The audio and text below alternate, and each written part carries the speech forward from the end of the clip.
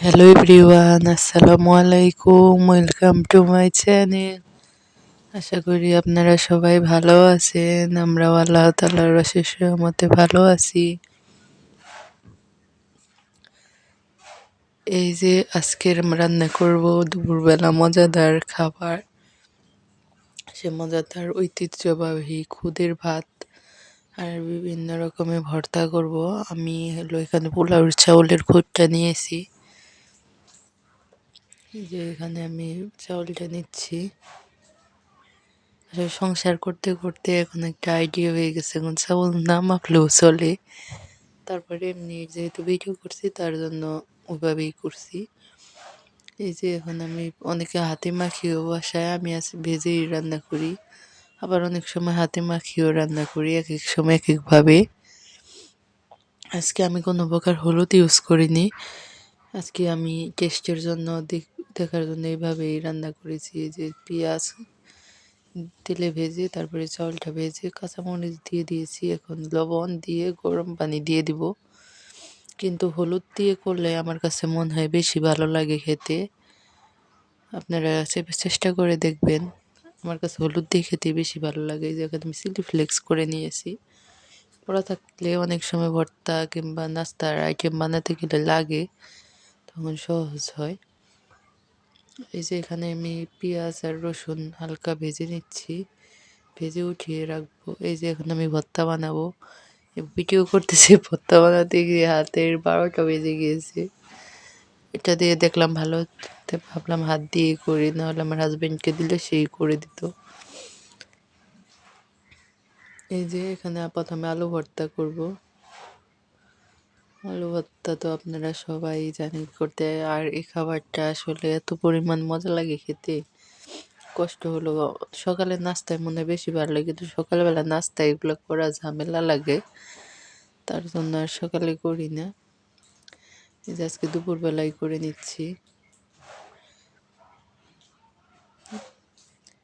এই যে এখন চিলি ফ্লেক্স দিয়ে দিব, আর এই যে সরিষার তেল দিয়ে তারপর মাখিয়ে নিচ্ছি।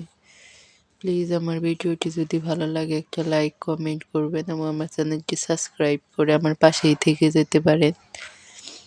এই যে এখন হলো আমি আলু ভর্তা করলাম, এখন আমি ডাল ভর্তা করব। আর বাদাম ভর্তা আমি ব্লেন্ডারে করে নিয়েছি। আজকে বাদাম ভর্তাটা কালার বেশি একটা ভালো আসে না, আসলে মরিচ এত পরিমাণে ঝাল, অল্প একটুতেই ঝাল হয়ে গেছে, আর কালারই হয়নি। যেখানে আমি মুসুরির ডাল ভর্তা করে নিচ্ছি। এটার ভিতরে আমি ভাজা পেঁয়াজ ইউজ করব। যে সরিষার তেল দিয়ে তারপর মাখিয়ে নিলাম।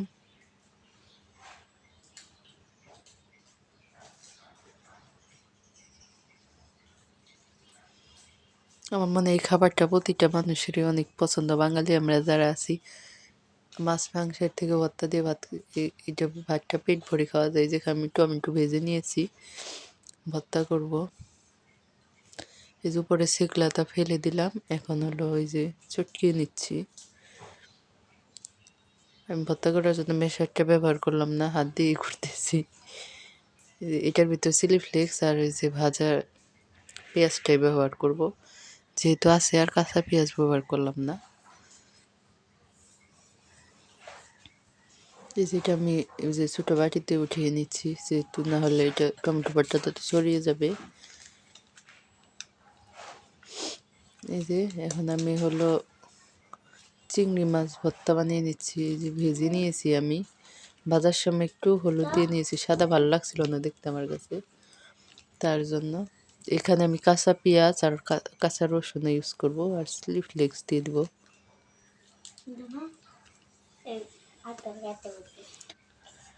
আর কিছু ভর্তা করা হয়নি, যেহেতু আমরা দুজন মানুষ আলহামদুলিল্লাহ। আর হলো এটা যদি আমরা দুজনে খেয়ে শেষ দিতে পারবো না সব কিছু, যেহেতু পরিমাণে বেশি বেশি বানিয়েছি আর রয়েও গেছে। বাচ্চারা তো আর এত খায় না, আর এগুলো খাবেও না। এই যে আমি ভালো করে আজকে হলো পাটার নিচে কিছু দিতে মনে ছিল না, তার জন্য নড়াচড়া করতেছে, তাড়াতাড়ি করতেছিলাম, তার জন্য আর কিছু দেইনি, ওভাবে বসিয়েছি। এই যে এখন শিম আর মাছ দিয়ে একটু ভর্তা বানিয়ে নিচ্ছি।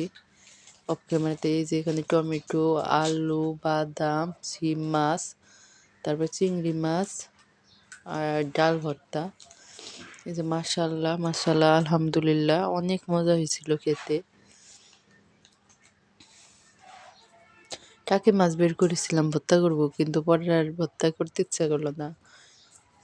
এগুলো দেখি। আর বিকালবেলা হলো আমি যেখানে প্যানকেক বানিয়ে নিয়েছি কলার, এখানে আমি কোনো প্রকার বেকিং পাউডার ইউজ করিনি।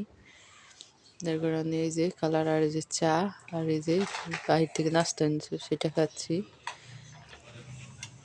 এটা সবাই ভালো থাকেন, সুস্থ থাকেন, আল্লাহ হাফেজ, আসসালাম।